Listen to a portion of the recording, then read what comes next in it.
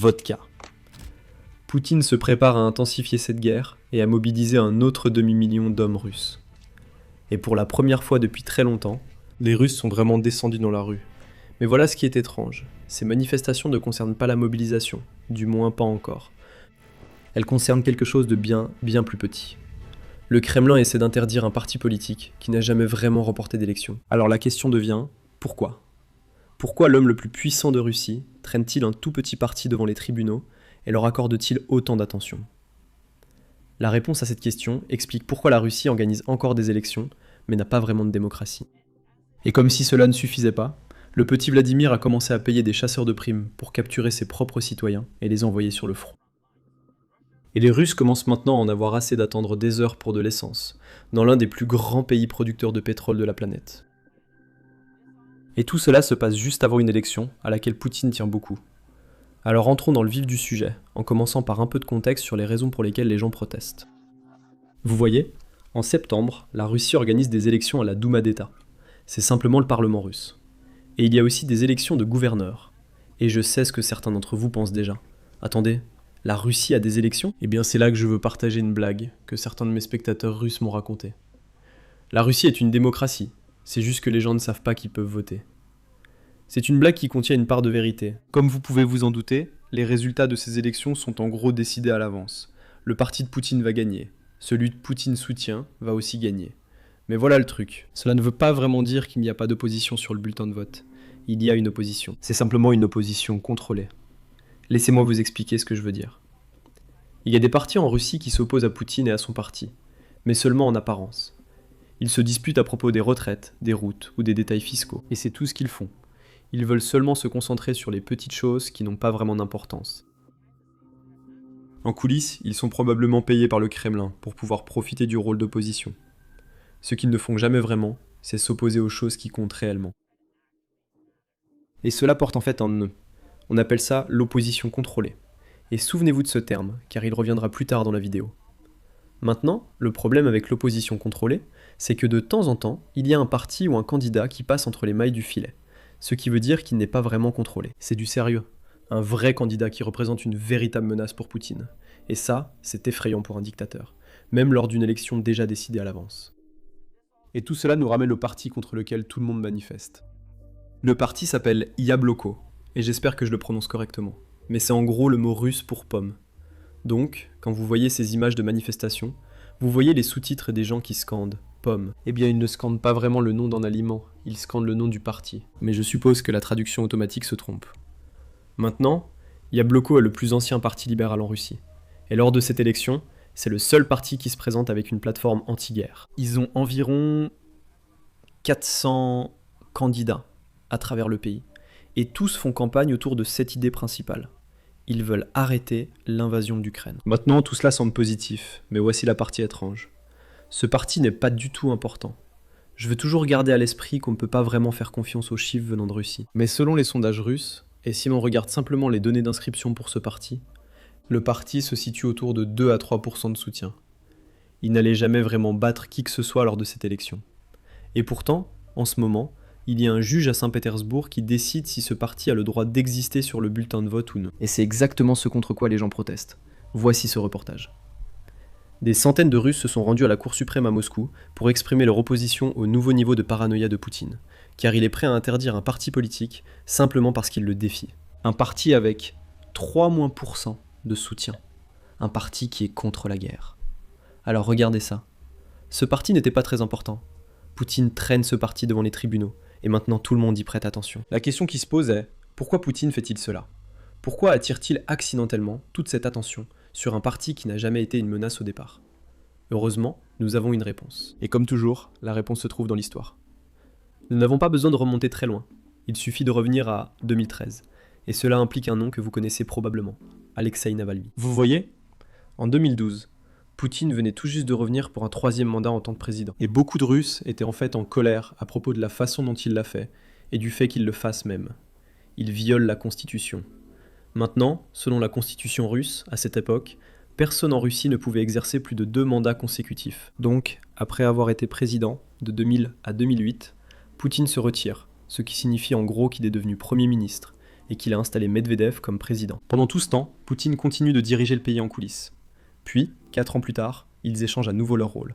Et, comme par hasard, le mandat présidentiel est prolongé juste avant que Poutine ne reprenne le pouvoir. Donc maintenant, Poutine pouvait rester président pendant 6 ans au lieu de 4. Je sais qu'à l'avenir, Poutine va encore changer cette loi, mais cela se passe plus tard. Ce n'est donc pas vraiment important pour l'histoire en ce moment. Donc, dans notre histoire, nous sommes en 2012. Poutine remporte l'élection, mais à Moscou, la capitale de la Russie, il n'atteint même pas 50% des voix. En fait, Moscou était l'un des rares endroits dans tout le pays où Poutine n'a pas réussi à obtenir la majorité. Et en plus de cela, il y a eu d'énormes manifestations dans des villes comme Moscou et Saint-Pétersbourg, où les gens marchaient, littéralement, en scandant des slogans contre Poutine, parce qu'ils ne voulaient pas revenir en arrière. Ils ne voulaient pas redevenir l'Union soviétique. Et cela pose problème à Poutine, parce que Moscou est l'endroit où vivent les élites, les journalistes, l'argent, tout ce genre de choses. Et c'est précisément à ce moment-là, alors que Poutine devait gérer tout cela, il y avait un jeune avocat qui a commencé à devenir très populaire en ligne, en exposant la corruption du Kremlin. Cet avocat s'appelait Alexei Navalny. Il est devenu tellement populaire en faisant cela que, seulement, 1 an plus tard, en 2013, Navalny décide de se présenter à la mairie de Moscou. Et voici la partie surprenante. Le Kremlin le laisse réellement se présenter. Ils n'ont pas vraiment essayé de l'arrêter, ou quoi que ce soit de ce genre. Du moins, pas encore. Maintenant, Poutine avait un plan ici. Rappelez-vous, en Russie, le Kremlin contrôle tout. Surtout l'espace informationnel. La télévision, la radio, les journaux, tout ce que vous pouvez imaginer, tout est pro-Kremlin. Donc les gens ne connaissaient pas vraiment Navalny. Les gens en ligne le connaissaient, les jeunes le connaissaient, mais la grande majorité de la population russe ne savait pas qui il était. Et en pensant à cela, Poutine a essentiellement dit, ou supposé, que ce type n'allait pas gagner. Il n'allait même pas faire la moindre différence dans l'élection. Alors laissons-le simplement se présenter. Et en plus de ça, les sondages internes du Kremlin montraient que Navalny n'allait obtenir peut-être que quelques pourcents des voix, donc il n'allait pas être un gros problème. C'est exactement pour cela qu'ils l'ont laissé se présenter. Le plan était de montrer à tout le monde en Russie qu'ils allaient laisser le détracteur le plus virulent du pays figurer sur un vrai bulletin de vote, puis de le détruire publiquement lors d'une élection. Le résultat serait une preuve pour le public et pour les élites que le système que Poutine avait construit, eh bien, il est solide comme le roc. Alors, ne pensez même pas à tenter quoi que ce soit. Malheureusement pour le petit Vladimir, ce n'est pas ce qui s'est passé. Lors de l'élection, Navalny a fini par obtenir 27% des voix. Bien plus que prévu. Il a dépassé toutes les attentes. Et le candidat de Poutine, de son côté, Sergueï Sobyanin, c'était son nom, a obtenu 51%. Maintenant, c'est là que ce résultat devient inquiétant. Parce que selon la loi de Moscou, selon la constitution russe, si personne n'atteint 50%, les 2 premiers candidats vont en fait au second tour. Sobyanin a franchi ce seuil, avec seulement 1% de plus. Un seul. Maintenant, imaginez ce qui se serait passé si cette élection était réellement allée au second tour. Sobyanin contre Navalny. Chaque personne qui n'avait pas voté pour Sobyanin au premier tour n'aurait eu qu'un seul choix, Navalny. Maintenant, nous ne savons pas si Navalny aurait gagné, mais l'élection, le second tour, aurait été beaucoup plus serré que ce que le Kremlin aurait pu accepter. C'est exactement pour cette raison que le Kremlin a tiré une leçon de 2013. Et cette leçon était essentiellement de ne jamais laisser un candidat d'opposition figurer sur un bulletin de vote, peu importe à quel point ce candidat est insignifiant. Et cela nous ramène à Yabloko, le parti politique dont nous parlions. Poutine sait qu'il n'allait jamais perdre. Il ne va jamais perdre. Mais ce qu'il craint réellement, c'est que le dépouillement des votes prouve à tout le monde exactement quel pourcentage de la population russe est contre la guerre. Parce que souvenez-vous, c'est le seul parti anti-guerre sur le bulletin de vote, ce qui signifie que chaque vote pour ce parti devient en quelque sorte un référendum sur le nombre de Russes qui s'opposent réellement à cette guerre. C'est le genre d'information que Poutine ne veut pas que le public connaisse, et que Poutine ne veut pas que les élites connaissent, parce que cela pourrait devenir dangereux. Maintenant, bien sûr, il y a un deuxième niveau à tout cela. Les campagnes sont en fait une forme d'organisation légale, et ce parti a 400 candidats, ce qui signifie 400 structures locales où des Russes anti-guerre se réunissent, se rencontrent, discutent et se coordonnent. Dans un pays qui écrase activement toute personne essayant de s'organiser contre la guerre, Poutine ne veut pas que les gens aient un moyen légal de s'organiser. C'est exactement pour cela qu'il a interdit Telegram avant que la mobilisation n'arrive. C'est exactement pour cela qu'il pousse tout le monde vers cette application d'État, une application contrôlée par l'État appelée Max, où il peut littéralement lire chaque message que vous envoyez à qui que ce soit. Poutine veut vraiment s'assurer que l'opposition n'ait même pas la moindre marge de manœuvre. Et c'est exactement pour cela qu'il fait interdire ce parti.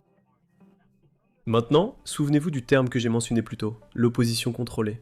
Eh bien, c'est là que ça entre en jeu. Parce que techniquement, ce n'est pas Poutine qui essaie de faire interdire ce parti. C'est un autre parti d'opposition qui a intenté un procès contre ce parti à Balko. C'est ce que je veux dire par opposition contrôlée. Et si vous avez déjà vu cette histoire aussi, chaque fois que Poutine veut faire quelque chose, ce n'est pas son parti qui fait le sale boulot. C'est un autre parti qui soudainement a cette idée. Puis tout à coup, tout le monde se rallie derrière. Le parti de Poutine, le Parlement, même le système judiciaire, comme vous allez le voir dans un instant. Maintenant, selon ce parti d'opposition contrôlé qui a déposé la plainte, l'accusation est essentiellement que Yabalka, ce parti politique anti-guerre, est secrètement financé depuis d'étrangers. Et c'est pour cela qu'il devrait être interdit. Et les preuves qu'ils utilisent pour cette accusation sont tout simplement risibles. Ils disent de regarder les réseaux sociaux de Yabalka, ou plus précisément leurs abonnés Instagram, leurs likes Instagram et leurs commentaires Instagram. Et ils ont dit, tous ces abonnés, likes et commentaires, ils viennent de l'extérieur de la Russie. Et devinez quoi ? Les tribunaux russes l'ont réellement accepté. Ce qui est franchement insensé, parce que je pourrais simplement acheter des bots pour le compte de Poutine, avec disons 10 000 abonnés sur Instagram. Et selon cette règle, maintenant Poutine ne pourrait plus diriger la Russie, parce qu'il aurait des soutiens étrangers. Maintenant, tout cela semble stupide, mais malheureusement, ça a marché. Regardez. La Cour suprême russe décide d'interdire le seul parti pro-paix aux élections parlementaires. Voilà la démocratie russe, où même les tribunaux ne sont pas vraiment indépendants. Ils se contentent d'écouter ce que veut Poutine, et ils jugent en conséquence. Mais heureusement, il y a une chose. Espérons que ce ne soit pas trop tard. Car il y a encore des Russes qui sont très mécontents de la guerre, et très mécontents de Poutine. Et ils le disent haut et fort. Écoutez cet acteur russe qui dit à Poutine exactement ce qui va lui arriver. Si vous êtes ici pour les bases du business, voici une autre notion essentielle. Protégez vos données personnelles en ligne. Et si je vous disais que votre adresse personnelle, votre email, votre numéro de téléphone, et même des informations sur votre famille pourraient déjà être en ligne sans que vous le sachiez. Chaque jour, des courtiers en données et des sites web publics collectent, publient et vendent des informations personnelles. Cela peut entraîner du spam, des arnaques, des vols d'identité, et même mettre votre vie privée en danger. C'est pourquoi j'aime Incogni. Incogni trouve automatiquement où vos informations personnelles sont exposées, et envoie des demandes de suppression en votre nom. Ils ne peuvent pas vous nuire s'ils ne peuvent pas vous trouver. Et avec le forfait illimité, vous pouvez aller encore plus loin. Collez simplement le lien du site exposant vos informations personnelles, et les experts d'Incogni s'occuperont du reste avec des suppressions sur mesure. Commencer ne prend que quelques minutes, et après une autorisation unique, Incogni s'occupe du plus compliqué à votre place. Reprenez le contrôle de votre vie privée dès aujourd'hui. Utilisez mon code spécial pour obtenir 60% de réduction sur tout abonnement annuel à Incogni. Scannez le code QR ou cliquez sur le lien ci-dessous. Et commencez à supprimer vos informations personnelles d'Internet. Les drones iraniens ne t'aideront pas. Les missiles Calibre et les Grad ne t'aideront pas. Tes balles finiront par s'épuiser. Tu seras piétiné. Je serai content. Maintenant, souvenez-vous comment cette vidéo a commencé. Poutine se préparant à mobiliser un autre demi-million d'hommes. Eh bien, il semble que ce processus soit déjà en cours, et que ça devient moche. Les recruteurs de l'armée russe ont recours à des tactiques de plus en plus coercitives, y compris en enlevant des hommes dans la rue et en piégeant des étudiants pour qu'ils s'engagent, alors que l'avantage en effectif de Moscou en Ukraine est mis à rude épreuve. Maintenant, ce n'est pas aussi répandu que ce que Poutine fera probablement après les élections, mais on voit déjà des signes de cela dans les régions les plus reculées de la Russie. Voici un extrait montrant une famille essayant d'empêcher les recruteurs russes d'enlever leur enfant. Regardez. On ne devrait pas ? Non, Poutine! Ils les ont tous pris. Je veux dire, tu veux le faire. Tu dois encore le faire. Tu dois présenter la convocation parce que tu ne m'aimes pas.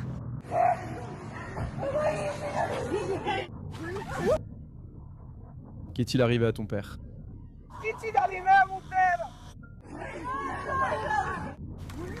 Qu'est-ce qui s'est passé ? J'aime bien.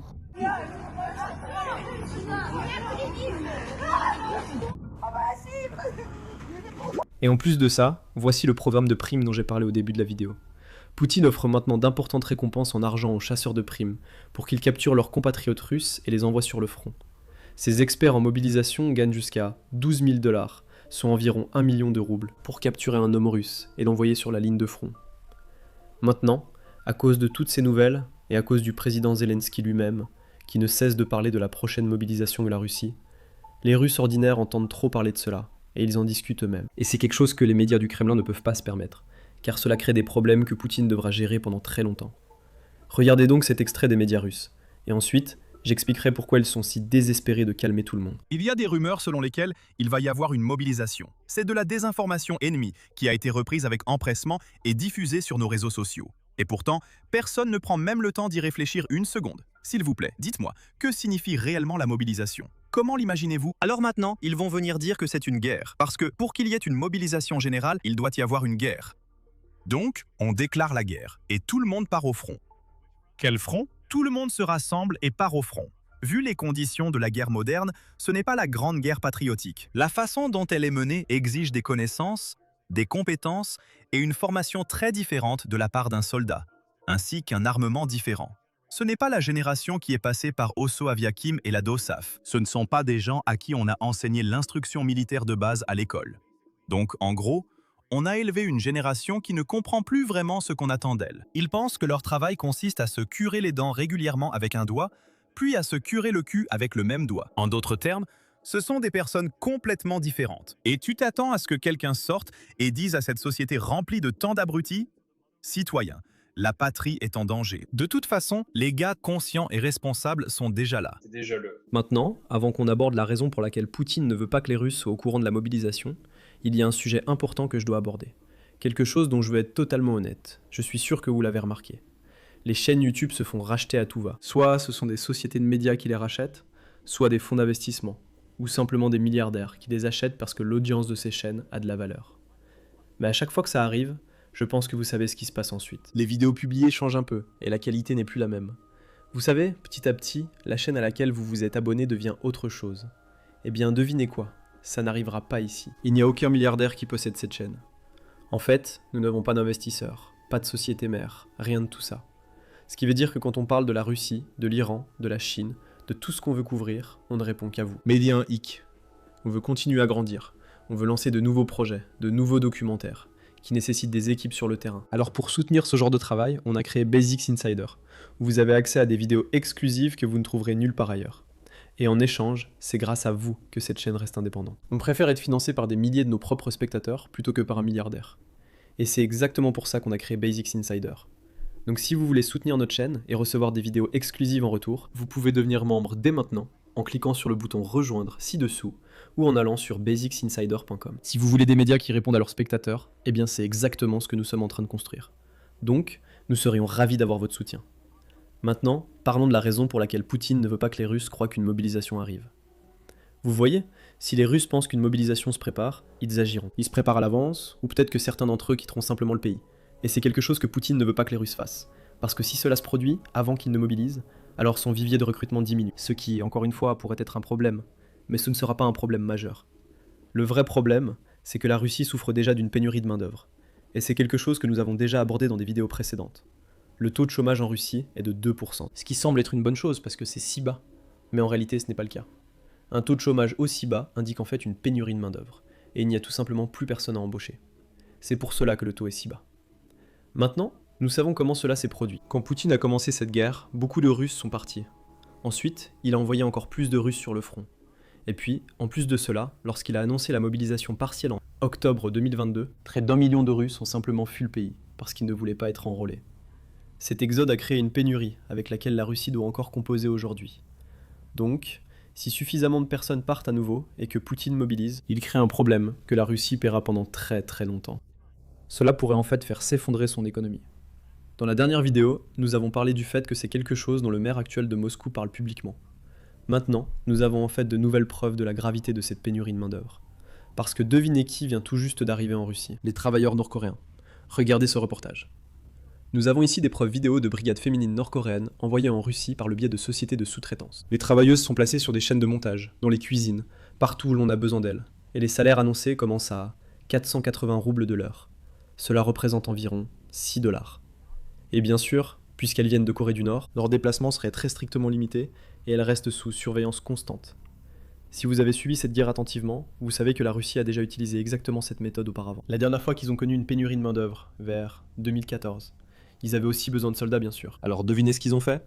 Ils ont obtenu les deux auprès de la Corée du Nord. Ils ont eu des soldats et ils ont eu des travailleurs. Et Poutine refait exactement la même chose. Il n'y a pas que les travailleurs qui arrivent. Nous avons aussi la preuve que des soldats nord-coréens sont déjà présents en Russie. Regardez. Dans cet extrait, Vous pouvez voir des soldats nord-coréens s'entraîner quelque part en Russie. Et en plus de cela, nous avons une déclaration du président Zelensky, qui a annoncé que les Nord-Coréens envoient environ 30 à 50 000 soldats pour participer à cette guerre. Cela signifie que ces Nord-Coréens étudient cette guerre. Ils apprennent à gérer l'escalade, comment fonctionne réellement la guerre moderne avec des drones, tout cela. Et je suis sûr que la Corée du Sud n'est pas contente de cette situation. Le Japon n'est probablement pas content de cela. Et tous les autres alliés des États-Unis ne sont pas contents non plus. Maintenant, pour Poutine, cela aide à résoudre un peu son problème sur les lignes de front. Mais malheureusement, ce n'est pas le seul problème auquel il est confronté. Il a aussi un problème de soldats chez lui. Parce que tous ces soldats y reviennent, mais ils reviennent différents.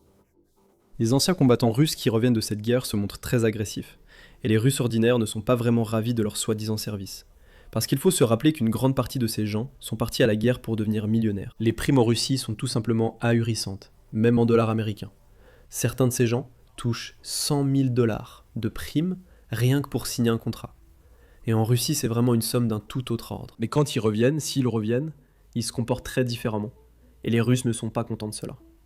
Regardez cet extrait. C'est quoi ton problème, espèce de chauve? Assieds-toi et ferme-la, bordel. Avant que je t'en colle une, espèce de petite merde, t'es complètement taré ou quoi? Ouais, vas-y, dis-moi que tu te bats pour moi. Tu crois que je me bats pour toi? Je me bats pour moi, pas pour toi. Tu te bats pour toi, putain, pour le fric, bordel.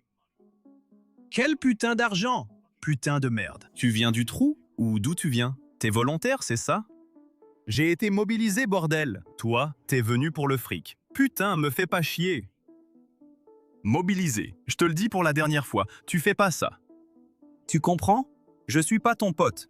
Je suis pas ton frère ni personne pour toi, bordel. Me parle pas comme ça, putain. Maintenant, je dirais pas que ça devient un problème majeur qu'on voit partout en Russie. Mais ça reste un problème malgré tout. Et réfléchissez à ce qui pourrait se passer à l'avenir. Si cette guerre se termine bientôt, des millions de soldats russes vont rentrer chez eux. Beaucoup d'entre eux seront probablement agressifs, porteront des séquelles psychologiques, après avoir affronté des drones et tout ce qui se passe dans une guerre. Personne en Russie ne semble avoir de plan pour ça. Maintenant, publiquement, Poutine fait semblant de s'en soucier, mais on sait qu'il ne s'en préoccupe pas vraiment. Écoutez simplement ce qu'il vient de dire à propos de la santé mentale de ses soldats. C'est une chose d'en parler, et c'en est une autre d'être en première ligne avec des balles qui sifflent au-dessus de la tête et des drones qui tombent et volent autour comme des mouches. Au point qu'il est même impossible de lever la tête. Nous devons simplement partir de la réalité sur le terrain, et la réalité est la suivante. Eux, les forces russes, ne se contentent pas de combattre, elles avancent chaque jour. La question n'est pas de savoir comment on l'appelle, mais comment on met en œuvre l'idée que vous avez mentionnée. Nous devons nous assurer que ceux qui reviennent de la zone de combat aient accès à une réhabilitation psychologique et à la possibilité de se former à un nouveau métier. Et que rien de notre histoire récente, de l'histoire d'aujourd'hui, ne soit jamais oublié. Maintenant, je veux vous en montrer une. Une autre mesure de la gravité de la situation pour Poutine dans cette guerre. Il y a seulement quelques années, il disait que d'autres pays, plus précisément les pays pro-ukrainiens, essayaient d'isoler la Russie, mais que cela ne fonctionnait pas vraiment. Écoutez, puis je vais vous montrer comment cela s'est retourné contre lui. Les objectifs que nos détracteurs s'étaient fixés pour limiter la Russie, pour l'isoler, eh bien, il est clair que tout cela s'est effondré.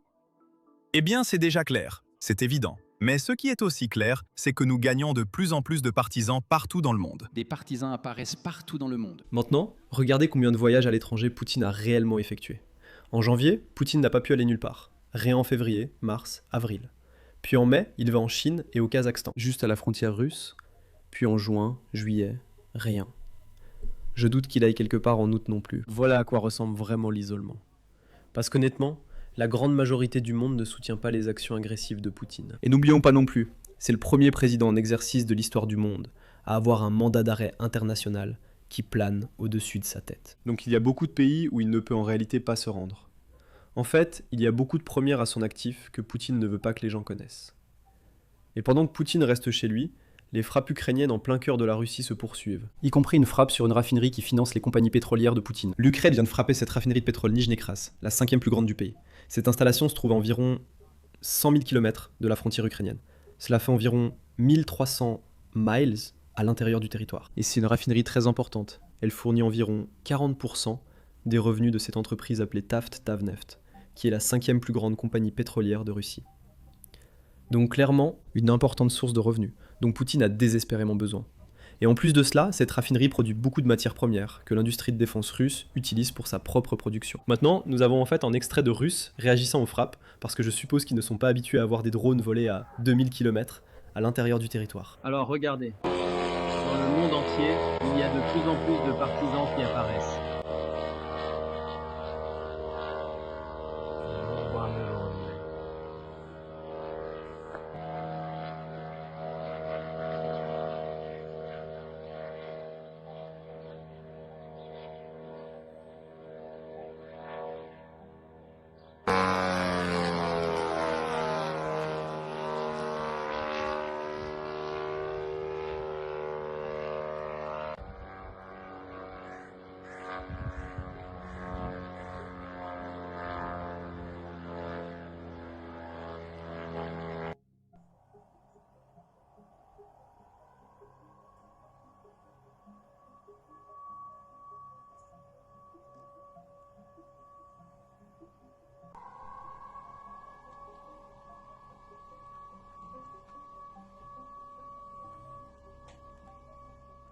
Bon allez, fais quelque chose, ça brûle fort chez nous. Je sais pas, mais il y a absolument aucune entreprise là-bas si je me souviens bien.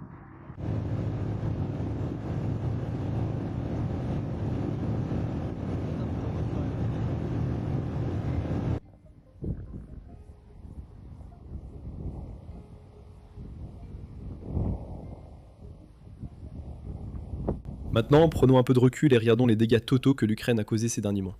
Un nouveau rapport indique que depuis avril, les frappes ukrainiennes sur les raffineries de pétrole ont coûté à la Russie environ 1200 milliards de roubles. Cela représente environ 14 milliards de dollars. Et il est important de souligner, ce rapport provient du propre ministère des Finances de la Russie. Donc, il faut supposer que c'est à peu près exact. Peut-être que ce n'est même pas assez grave, peut-être qu'ils cachent la vérité, peut-être que les dégâts réels sont plus importants que ce qu'ils disent. Rien qu'en juillet, le Trésor russe a transféré environ 2 milliards de dollars aux compagnies pétrolières à cause du mécanisme et des taxes inversées qu'ils avaient. Ils ont dû dépenser encore 4 milliards de dollars en juin, encore 4 en mai, et bien sûr encore 4 milliards avant cela. Au total, d'avril à juillet, les compagnies pétrolières russes ont reçu 1,2 billion de roubles du budget fédéral, un montant comparable au budget annuel de la région de Moscou. Selon les analystes, ces paiements sont liés aux perturbations dans le secteur du raffinage du pétrole en Russie.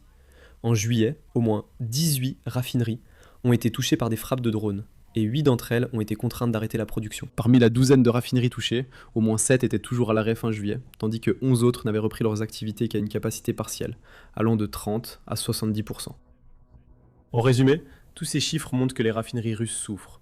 Soit elles ne fonctionnent plus du tout après une frappe de drone, soit, même lorsqu'elles fonctionnent, elles ne tournent pas à pleine capacité. Et cela cause beaucoup de soucis aux Russes, qui veulent de l'essence, mais qui doivent faire la queue pendant des heures avant de pouvoir faire le plein de leur voiture. Et rappelez-vous, cela se produit juste avant une élection, qui aura lieu en septembre. Maintenant, je ne dis pas que Poutine va perdre cette élection, mais cela ne veut pas dire qu'il ne peut pas être surpris par le résultat. Donc espérons qu'il y aura une sorte de choc auquel le Kremlin devra faire face.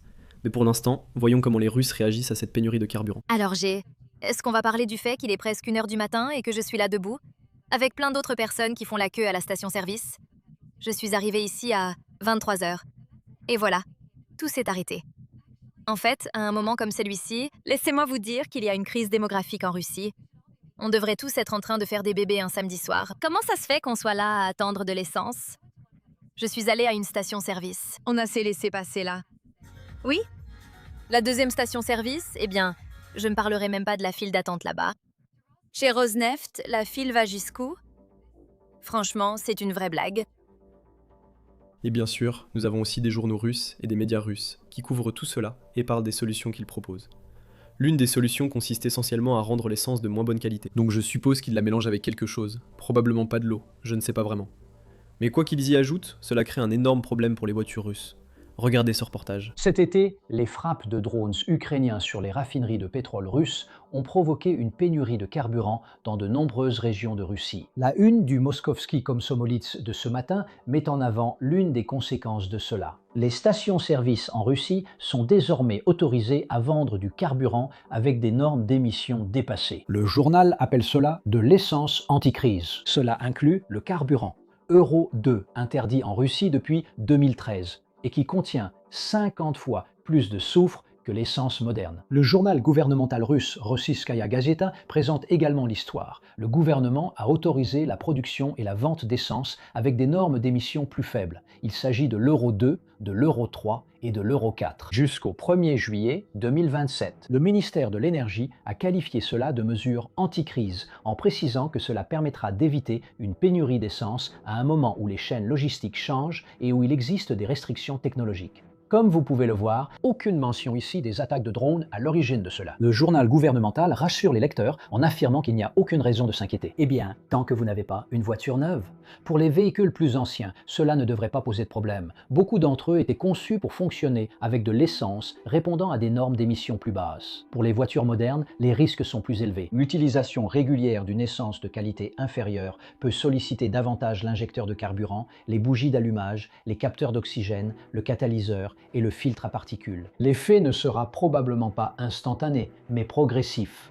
L'Euro 2 ne détruira pas un moteur en bon état après un seul plein, mais cela réduit fortement la marge de sécurité. D'ailleurs, selon le journal, l'âge moyen d'une voiture sur les routes russes est de 15 ans et demi.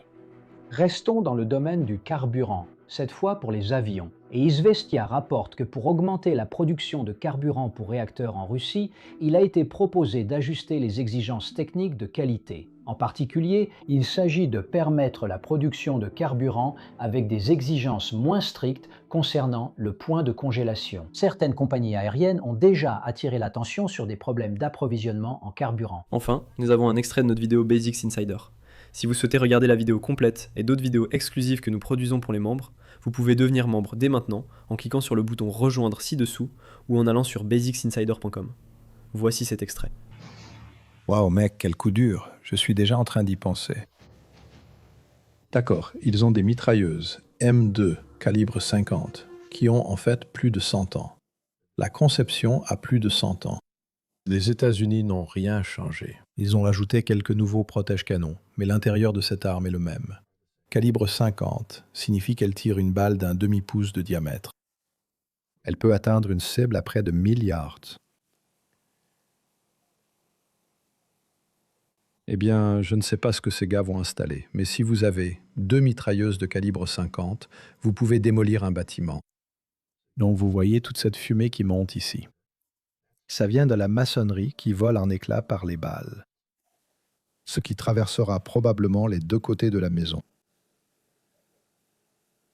D'accord, encore une fois, donc ça c'est des tirs de calibre 50. Et tu obtiens, tu sais, donc tu as aussi des images filmées par un drone en vol stationnaire à l'extérieur. Et Adam, tellement de combats ont maintenant lieu dans de petites dépendances agricoles comme celle-ci parce que les Russes ne peuvent plus mener des opérations de manœuvre terrestre à grande échelle. Ils ne peuvent pas parce que l'Ukraine met 15 000 drones par jour dans les airs. Alors ils envoient 3 types dans le, ramper à travers les champs la nuit. Et ensuite, ils se planquent dans ces bâtiments pendant la journée.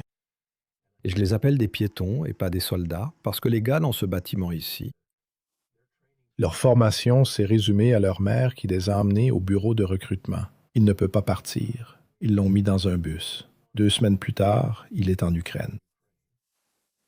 N'est-ce pas? Et environ 10 jours après son arrivée en Ukraine, il est au combat. Dès qu'il entre au contact des Ukrainiens, c'est le New York Times qui le dit, pas moi. Il a une espérance de vie de 23 minutes. 23 minutes. Donc, on voit ces gars pendant 23 minutes, et ils ne combattent même pas les Ukrainiens. Ils combattent 2 robots et assez de drones pour filmer la scène. Vous savez, j'essaie de m'imaginer en train de combattre dans cette position, n'est-ce pas? Dans toute ma carrière, je n'ai jamais été attaqué depuis les airs, jamais. Mais ces gars-là, eux, ils le subissent, vous voyez. Alors vous pouvez voir, regardez la quantité de destruction là-bas. Tout ça, c'est de la poussière de maçonnerie, cette sorte de fumée grise. Et regardez ce qu'il reste de, vous savez, regardez ce qu'il reste de ces bâtiments. Donc on n'a probablement pas vu la Baba Yaga. Même si elle n'opère pas très souvent en plein jour, mais vous savez, ça arrive.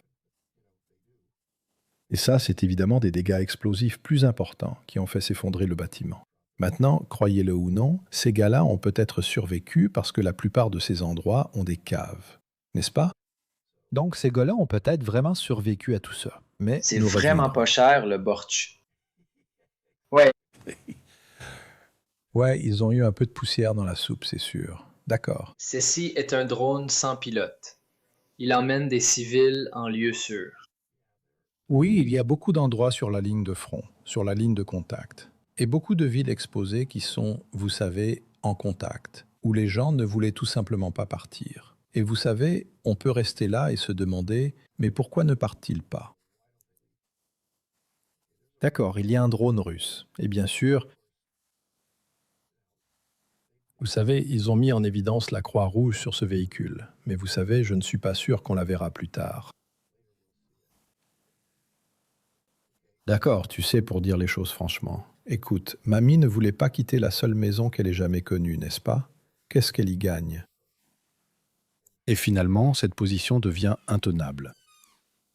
Et crois-moi, les Russes s'en fichent que ce soit ta grand-mère, mec. Elle va se prendre la baïonnette et ils vont prendre ses affaires.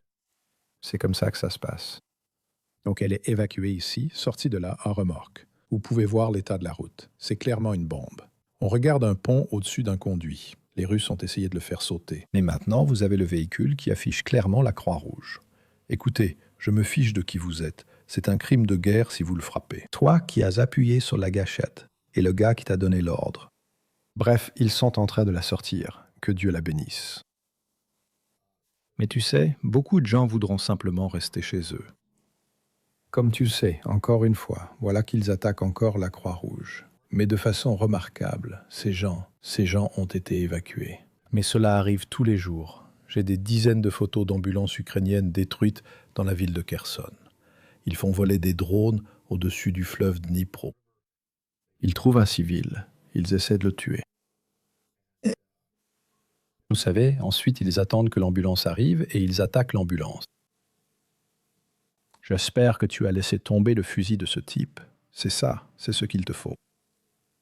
Bref, mais ils l'ont sorti. Et tu sais, il y a des gentils et des méchants dans cette guerre, Adam. Et les méchants, ce sont les Russes. Ils ont gardé ça, t'as probablement beaucoup de recul là-dessus. C'est une équipe qui entre et fait exploser une position avec plein de TNT. Oui, donc littéralement une démolition de combat. Tu sais, si tu entres dans une zone urbaine, un espace de combat urbain ou à l'intérieur, ce qu'on appelle le CQB, combat rapproché, on dirait que c'est clairement un peu plus tôt. Il y a du givre.